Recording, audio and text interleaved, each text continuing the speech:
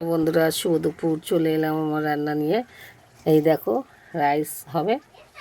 রাইসের চাল ভেজানো আছে, চিকেন আছে, এখানে ক্যাপসিকাম আছে, এখানে গাজর আর বিনস আছে, আর আছে ডিম। এটা রাইসে দেওয়া হবে। এই দেখো, জল ফুটছে, রাইসের জল। আর এখানে চিকেন কষা হচ্ছে, রাইস আর চিকেন কষা।